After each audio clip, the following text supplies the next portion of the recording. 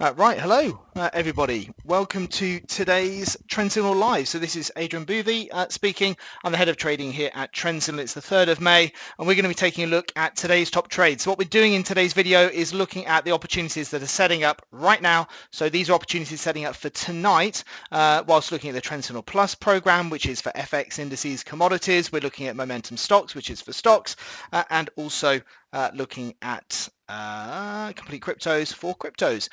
So quite a bit to go through. Can you let me know the sounds coming through loud and clear if you can hear me? Please do let us know. Just type hello into the chat box, whatever chat you're listening to on. We're on GoToWebinar at the moment for a lot of our members, but also we are streaming on YouTube, streaming on Facebook as well. So if you can hear me, please let me know. Just type hi, hello, your name, anything like that will be great. Hi there, Sarita. Hi, Victoria. Hi, Jason. Fantastic. Okay, well let's get on with it, shall we? So let's bring my charts in. What I'm going to do to kick us off with is take a look at some cryptos. Now, if this is your first time at these sessions, so the Trendsignal Live sessions on Tuesday lunchtimes, what I do is basically have a quick run through of the scans, have a look for opportunities setting up. I'm not going to be spending ages looking at something that's not setting up because there's not really much point wasting our time on it. So it's about looking at what's setting up for today. If there's nothing setting up, then we're not really going to take much time at all, okay, before we then move on. So what I've got here is my scanner. I'm going to look at the TS cryptos, and here's my list of favorite markets. Now we can extend out to a bigger list, but these are the more tradable markets, shall we say. And what I've got here is I'm just going to look back over the last, say, 2 days, and I'm going to look at my medium settings for the daily chart, hit search, and that gives me an output. There aren't any. And that basically means that we're here to identify trades, the right types of trades. So if there's no results in the scan, it means that we're not seeing any markets that are showing one of these in the last 2 days. Now, just to be clear, this is the daily chart. And first of all, we're looking at cryptos, the complete crypto trader program. Now, you may or may not get trades every day, but of course you can look at different time frames, the 1 hour charts, the 4 hour charts if you want more activity. In these sessions, I'm focusing on the daily chart. Why? Because it's the time frame that probably suits the most people, to be fair. So that's what I want to focus on rather than jumping around, flying around with too much stuff that none of us can really follow. So the last trade we had was 2 days ago. That was Sunday, and actually it's going okay so far. We're in a bit of profit on it, which is TRX, but that is mostly it at this point. So all a little bit sort of quiet on the Western front. Let's have a little look at that opportunity. How would we want to manage that? That's a buying opportunity there. And you can see from 0.708, what's it doing? It's going up to, at the moment, 0.0723. That's up about, 3% or so at this stage, having been up maybe 4.5%. In terms of how to manage that trade, we can refer to TradeMate.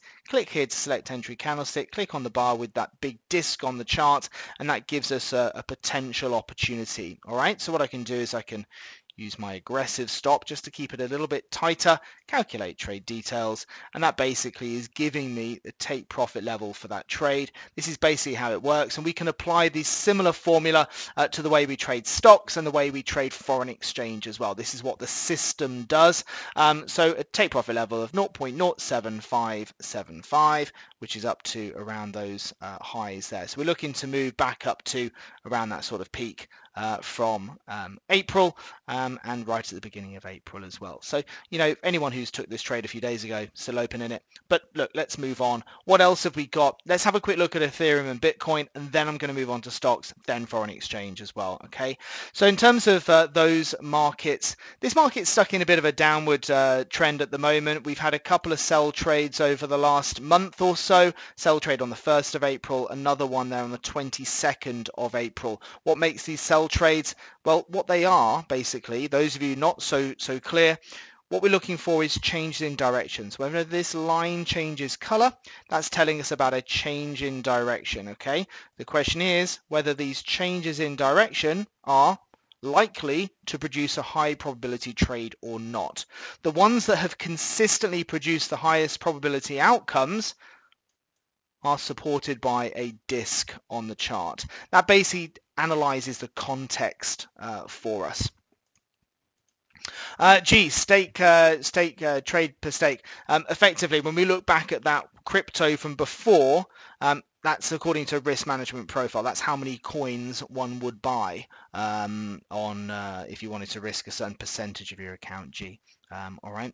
But you put your account size in, you put in a risk profile, i.e. 1% risk, 2% risk, and it works out based on the stop loss distance how many coins in inverted commas one would trade on that basis. I can explain it a bit later on actually.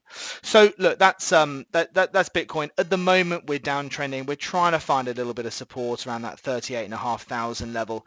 What's the next sort of support area from there? Well, look, at the moment we're right on this level here. This is a decent level for us, around 37,600. I'd be really interested in the market finding a buy from here because, we found support here on the 27th of February. We found it again 7th of March. We found it again on the 13th of March. And here we are trying to find an element of support off here. So all I'd say to you at this stage is it's showing some hallmarks of support down here. Question is whether we're likely to get an opportunity over the next few days. What I can tell you is unless we see a significant rally later today, it won't be today. We need to see this line, this red line, turn from red to green. That is what then makes it interesting, is a turning point, a rotation up. Then what the software does is it analyzes the context of that move. It will look at monthly trends, weekly trends. It will look at commonly best performing patterns. And if those patterns are demonstrated on the chart, then you'll see one of the discs come up. So Jazz, quick question. When does the disc appear? Is that the entry point or is it the next day?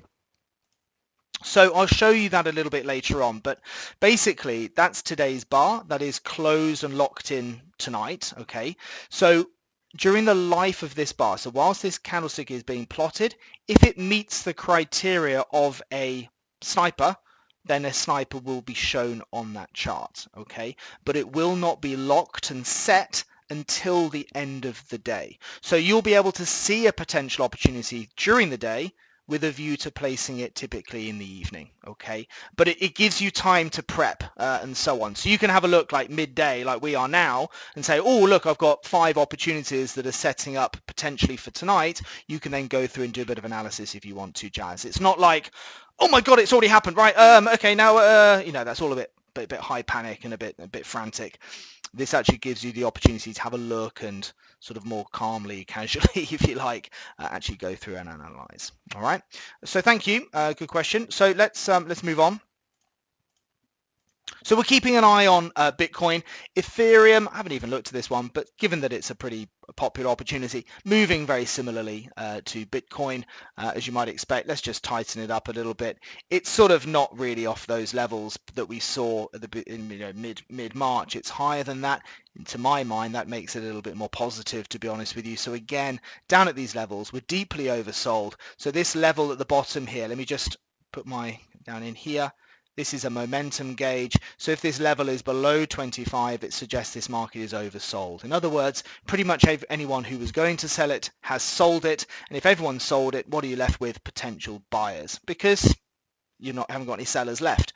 So that could mean that if there's a lot of buyers down here, then the potential and how much they could drive it up is quite high. So, if you have a good move, a swing trade, it can lead to quite big moves back up. So it's an oversold opportunity. It's an oversold market. We're just waiting to find a little bit more of a lift to give us confidence to take a buy trade. Okay, so let's follow that one over the next few days. If you have the system, then you'll be able to follow it yourself on your own device from home. But that's pretty much it on cryptos. Relatively quiet, and we're actually going to find something similar really on stocks as well. So if I look at the stocks feed there, again, you're going to see, oh my God, the trade police are absolutely out, and really they are. If I look at trades that are setting up, say today, so I can do a scan for today, hit search.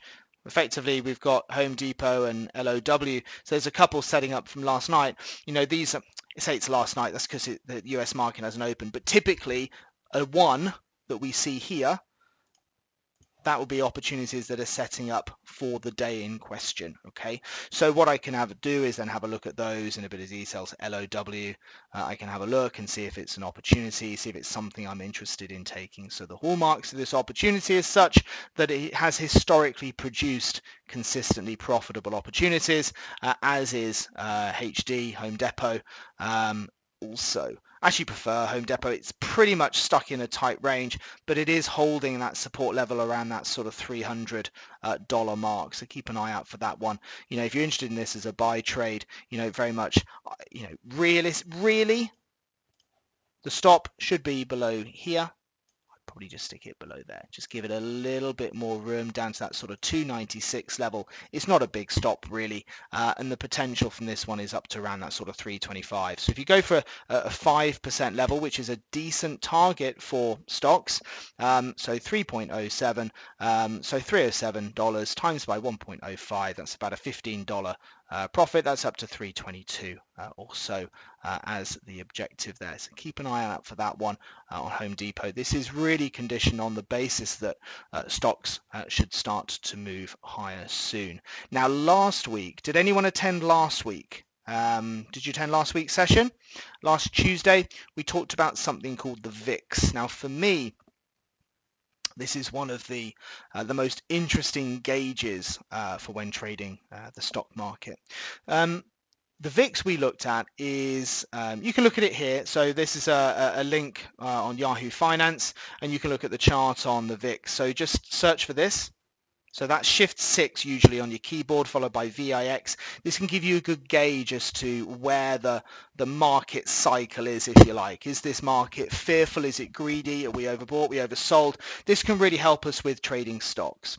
Typically, whenever the VIX is up and around 30, that means that usually the market's in major fear mode. That usually is followed by a correction or a fall in stocks that makes everybody panic and think, oh my God, stocks, they're getting absolutely battered, but usually that's the case that when everyone's panicking, that's when we should be interested in taking the other way. Okay, so if everyone else is panicking and selling, we should be more interested in buying. But how do we know if people are panicking? You have a look at the VIX. Historically, if it's around that sort of 30 level, that's typically the low within a day or two. Okay, that's in my experience. So if you see around there, that's typically the low on the indices, which can then lead to buying opportunities on individual stocks. Now you can trade the index itself if you like, but you can also look for buying opportunities off the individual stocks. And what you'll find is technology stocks, typically banking stocks, they will move faster than some of the others, which creates a lot more additional opportunity. So when we're up at these levels, it normally means we're really low down on stocks, which means, we need to start thinking about that for a potential buy trade. Okay, so what I can then do is have a look at some of the other instruments that are around. The problem is there aren't too many trades kicking around at this point. We've talked about HD, Home Depot. It's part of the Dow 30, so it's well worth looking at. Bit choppy over the last few weeks. Been some decent trades otherwise, having said that. But you know what I'm interested in is some of the big caps. I'm interested in what's happening with some of the technology stocks, because when they move, they will typically move faster. So what we're looking for is stocks like Apple, Amazon, Microsoft, perhaps Facebook to a lesser extent, or Meta as it's called now, Google. These are the types of stocks that if the market does find a bit of a boost, they will tend to move faster than the market itself. So what we're seeing from a lot of these stocks is markets that have taken quite a bit of a bashing, quite frankly. Apple's taken a bit of a hit, and it's not in buy mode now, and I wouldn't normally be covering it, but I think this is good content, good educational stuff to go through. What we are seeing is a market that's down on its lows. It is oversold.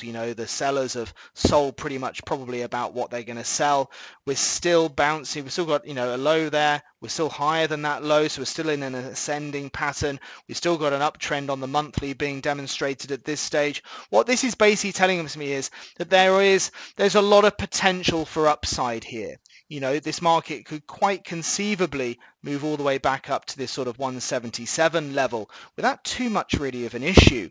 So what I'm looking for is the market to start to show signs of life. And as the price starts to rally, as this line turns from red to green, I'm going to be looking for that as a really attractive opportunity to buy some of those technology stocks, simply because the context of this is a deeply panic mode stock market. And that's because the indices have been getting absolutely panned, haven't they, over the last few weeks? Notwithstanding some markets, some indices, I'll show you in a second, like the Hang Seng, have recovered a little bit, but typically a lot of the indices have really been struggling. And what that means is that, if everyone's panicking, that's when it becomes attractive to look for those buy trades. So keep an eye out on these. The likes of Apple, the likes of Amazon, these technology stocks, they do tend to move a little bit more quickly than those other markets there. This is quite oversold, but that doesn't mean it doesn't have the potential to have a decent rally. And you see the size of some of these moves, in Amazon there, moving up from, 2,900 up to 3,400. That's a big move. What is that? Sort of 12, 13%? That's decent, over a week or two. And again, the similar sort of moves we could start to see there, given the context of where we are with the VIX. The Google as well, Google, Alphabet, whatever we call it these days. Where are we? Goog. Again, really nice previous trade. But look, it's right down on its proverbial backside. It's taken a lot of a hit, and it's moving down to what makes it quite good value. So if we do start to see that correction in the stock market, you're likely to see people flooding into these technology stocks, which is likely to see them moving higher at a faster rate, and probably getting into those opportunities earlier than some of the slower moving trades, the more traditional blue chippy type stocks, the carb companies, that sort of thing.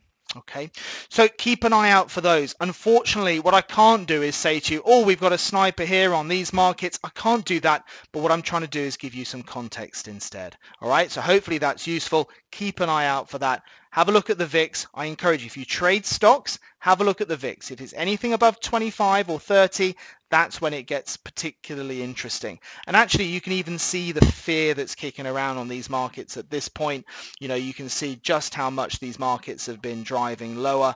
Over the last few days, again, the DAX getting absolutely panned there, just bouncing up a little bit, but it's the Dow really that demonstrates this very clearly. You can see it was not that long ago that the Dow was trading up at 35,500. Now we're down at 33,000. That's a big correction that we've seen there. Friday pullback, there as well yesterday too. So keep an eye out for that. We're bouncing off those support levels last seen back from the beginning part of March. These dotted green lines for now very much holding price from here. So it does make it an attractive level for the indices. But what you'll find is that those individual stocks will start to give buying opportunities before the broader index does. So some of the ones that move up first, they can give you that earlier entry point than an index could possibly provide. That can give you potential to get into trades before a lot of other participants in this market are in them. So you're not exactly front running the market, but it allows you to get into some of those stock trades earlier to profit before a lot of other people trading as well. Guys, is this all making sense? Let us know. Give us a quick yes or no, please, in the questions box. And whilst you're doing that, hopefully what I'm going to do is have a look at the scans for the FX index commodity trades that are setting up today. At least there's a bit of action in there, guys. Some of the other markets, the cryptos, the stocks, nothing setting up for right now. The purpose of this is to show you trades setting up right now. So I can't do that with those, but I can do it with FX indices and commodities. Let's have a look at those. I'm going to look at the D1 Sniper strategy. I'm going to look at these markets here. So FX indices and commodities, and I'm going to look back over the last 3 days. Hit search, and it's the ones, Jazz, that we're looking at here. These are the ones that are setting up today. Okay, so the purpose of this is to go through those. Let's have a look at how I'm reading these charts, what I'm likely to do about it. I'm not placing the trades now because it's only lunchtime on Tuesday. I'll be looking to place these trades tonight. But what I will do is talk to you about if they look like this tonight, this is what I will be doing. Okay, hopefully that's all nice and clear. So what we'll do is we'll have a look at the first one, shall we? Why not? So Aussie Yen. This is an interesting move. It's a market that's in a strong uptrend. What are we seeing on this chart?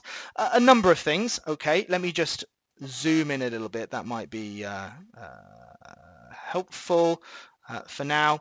So key things on this chart. Number one, weekly and monthly trend are up.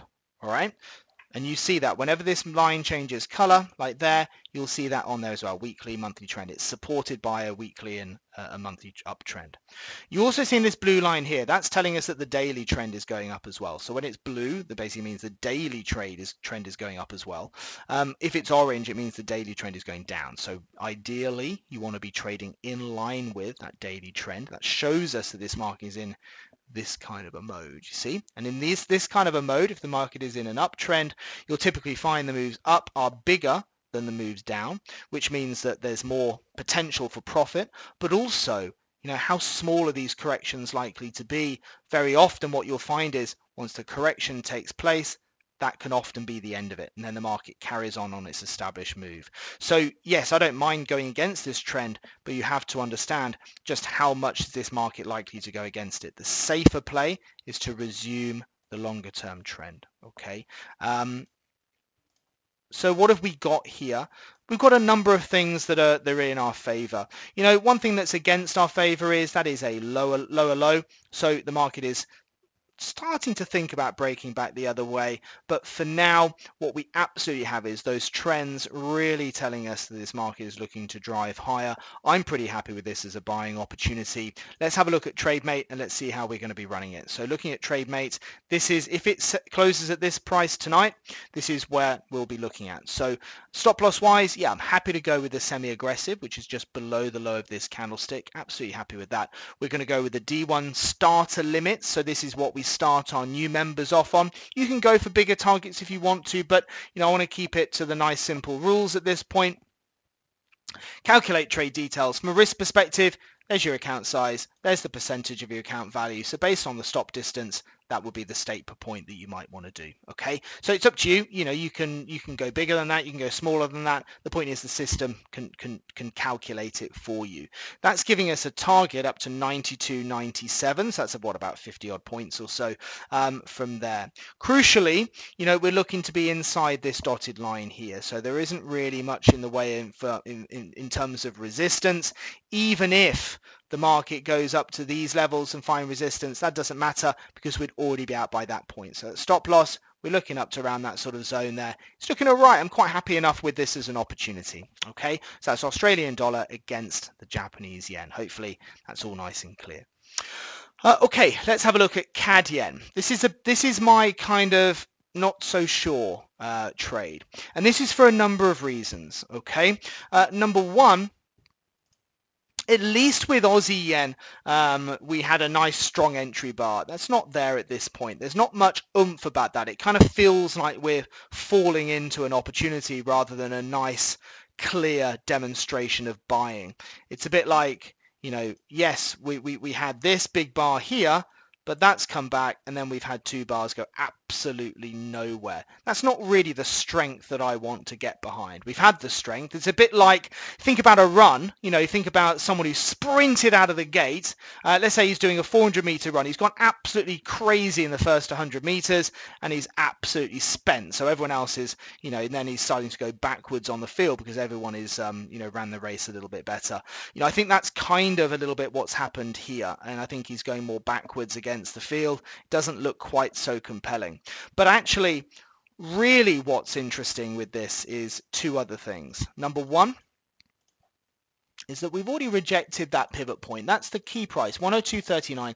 That's the key price from which the market turned down here. Yes, it's a very strong uptrend, very strong weekly trend, very strong monthly trend, very strong daily trend, quite a steep angle of that there. We've got an ascending chart pattern. There's an awful lot to like contextually about this, but when we drill into the detail, I could argue that this market has already moved to its first target and then slipped back. What does that tell me? It tells me it could have another go, but we've got to be a little bit careful. It's unlikely, without a real extra push, it may well struggle to get past 102.39. So bear that in mind as a potential target for this opportunity. What this could be telling us is that the market's been doing this, and then now maybe it's about to start doing this. Okay, this is point A. This is where we are now. Okay, so we're starting to think about maybe going up. I don't know. We'll have to see. But at this point, it's questionable.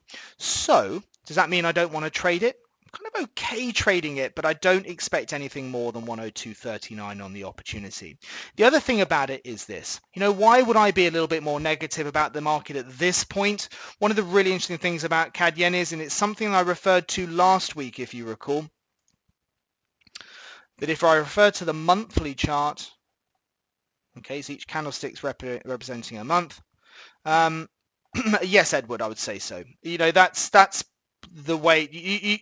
You shouldn't really be expecting a massive move contextually on this one. If I look wider, okay, what we're doing here is we're going back on the monthly chart and we're looking at what happened the last time the price was up at this high. So this is back to 2015, believe it or not. So we're looking back 7 years. The last time the price was up at this level, this dotted line here is this price here. So what is that? I can't even see it. It's behind other numbers. 102, what is that, 81 or something. The market then produced this dotted line as the key point from which the market fell. And that was a big fall. That's a 25% fall in that currency. That's a big move for currencies over the next year or so. The point about it is that is a technical level that we have just hit. More importantly, we have reacted off that level. Just because you hit a level doesn't necessarily mean you're going to find a reaction. You don't sell it just because you've hit this level. But what you're doing is you're looking for a reaction. At this point, the market has found a reaction. The question is it going to burst through it or is it going to come off it? These patterns often repeat themselves, and it is very common for a market to hit a level and then have a big reaction off it. What sort of reaction are we going to have? You can see that dotted line back there. We're going to find out, obviously.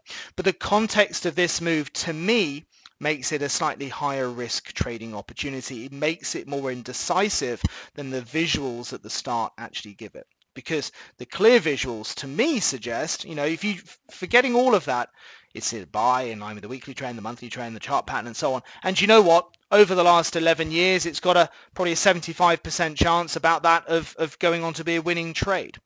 However, I would argue that there's something a little higher risk about this one. Number one, we've already hit that resistance level and come off it. Number two, we're banging into and have found resistance off a major structural level for CAD Yen. So without that structural level, I'd probably be thinking, do you know what? Okay, maybe I'll look at it to around that sort of 102. But do you know what? If you're thinking about a trade that is a bit riskier, one that you might not be interested in taking, this falls into that category. And do you know what's going to happen now? It's going to absolutely roof it. It's going to go straight up to 105, and you're going to sit there thinking, what the hell does Adrian know about anything? We'll find out, won't we? All I can do is just relay the way that I see the charts, okay? And that's what I see. Next, Euro Swiss. That's another one that is setting up for tonight. Interesting, it's not always the fastest moving market in the world. It really isn't. And actually, we look at that sell trade there. I mean, the objective on this is only about sort of 30 points or so anyway, simply because it's just not one of those fast moving markets where you're going to become a gazillionaire on. But what was the objective on that last one? 101.94.8. The market went down to 101.86, 87. So it went about 5 points through that objective. So it was a nice profit for us on Euro Swiss. It did kind of what we expected it to do. The market is now starting to rotate back higher. The context of this move, what is it? Daily trend is positive from that blue line. The momentum is moving up, which is good. It's an ascending chart pattern, which basically means we're starting to see higher highs, higher lows. It's starting to show that it's ratcheting its way up. Interestingly, it's against the weekly and the monthly trend though. So what does that mean? I'm less bothered about that. I like to see the market really showing the more short-term trend change indications. That's the blue line, that's the ascending chart patterns, because what that's doing is it's telling me that this is actually moving now.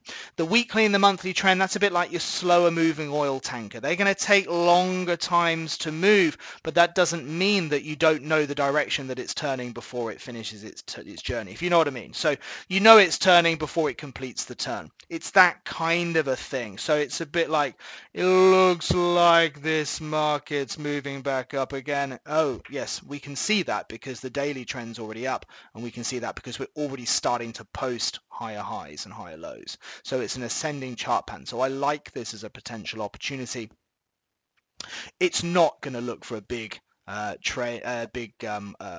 target because it's Euro Swiss. Euro Swiss does not have the history of producing 200, 300, 400 point moves. It's not an index. It's not it's not an oil or a gold or sterling New Zealand or something like that.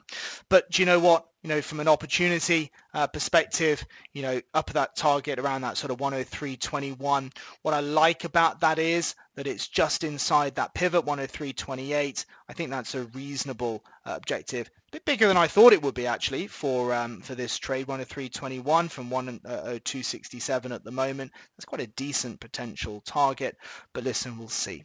Okay, just inside that resistance level. Quite like it really as an opportunity. Stop loss, we can go for the semi-aggressive as you wish. Passive stops just down here, 101.87, or you can go with the semi-aggressive down to that sort of 102.26 level there if you want something a little bit tighter. That's basically it. So three trades setting up today. Aussie Yen, kind of happy about it. Euro Swiss, kind of happy about it. CAD Yen, I'm more indifferent about it. So when it comes to it tonight, I'll be making my decisions. But gun to my head right now, what would I do if I was placing the trades now? I'd probably be avoiding CAD Yen, okay? And I'd be taking the other two. So let's see how it all pans out, shall we? Other opportunities, we had a couple of twos in here as well. So Euro Sterling. That was a short, interesting one. Again, analyzing sort of context of this. Again, these patterns repeat themselves. We look at the pivot point, 84.57. What did the market do? Well, it hit it there and reacted to a big fall. The market has then hit it again here a couple of days ago, which has then led us to that sniper sell signal. So a nice clear opportunity that we're seeing on the chart. What do we expect this market to do from here? Well, why don't we set up TradeMate and we'll have a look at it. So the tool can do a lot of this hard work because what it's doing is it knows what this type of trading opportunity has done before, what it's likely to do. Therefore going forward, a take profit level and that sort of 83.64 level, it's not quite done there yet, that disappointingly. But what I do like about it though, which is interesting, is that rejection off that pivot point. That's building context to this move. And you know what? Time and time again, you will see 82.52. That's that dotted line there. Look at that. You're going to see those numbers be hit time and time again. It creates context. It's a bit like saying, okay, I think it's going to turn. I think it's going to be a good opportunity, but why should it turn from here? Okay, that's what those numbers produce. It's a little bit more technical. Do you know what? If you're a brand new trader, you can just go off the snipers. That makes it pretty straightforward. But it just builds additional context. You start to sort of scratch the grey matter a little bit to start to identify some additional trading opportunities potentially. Okay. And then finally, Hang Seng. Where are we? Let me just. What's happening? Bear with me a second. I was in the wrong workspace. Okay, so the Hang Seng opportunity from yesterday, that's done it already. It's a 2-bar look back. So sometimes I like to look at these. If I miss an opportunity, maybe I can still perhaps jump in it. I'm not a great fan of entering trades late, but here we go. So calculate new. What am I doing? Calculate new opportunity. So going for the starter target on Hang Seng. looking for 21,030. It's done it. It's gone comfortably through it. By the way, if you're sitting there quite bullish, if you're looking at the context of the VIX thinking, do you know what, I think these indices could pop actually. I think they could be a really good move. We could look at the extended limit. I'm pretty certain some of our members will be doing that. They'll be calculating the target on that basis, looking for a little bit more. 21,238. In fact, it's already done it. It's already hit that extended level. So nice enough. That's pretty much it, really. I don't feel like there's been huge amounts for me to go through today. I feel like the trade police were absolutely out on cryptos. Nothing really that juicy to get our teeth into right now on stocks. However, hopefully the context of what's going on has been interesting and something from which you can build some decisions from as well. Foreign exchange wise, like Aussie Yen, like Euro Swiss, CAD Yen, not so sure, and some decent information otherwise. Guys, let me know if you found today's session useful. Let me know. Just type some feedback into the questions box. Otherwise, I'm going to call it an end to the session now. Super quick session, which is rare for me. Normally I keep talking and talking as I'm doing now, as I'm waffling. But if you want to know more about Trendsignal, there's some contact information on the screen now. If you watch us on Facebook, YouTube, whatever, like, subscribe, you know what to do. If you're interested in this, pop some comments in, whatever it is you want to do. But if you're interested in learning, interested in using these tools on your own devices at home, then of course you can phone us up. You can pop us an email. You can go to our website, which is trend-signal.com, and we'd love to help you to become, hopefully, a better trader. All the best, everybody, and bye-bye for now.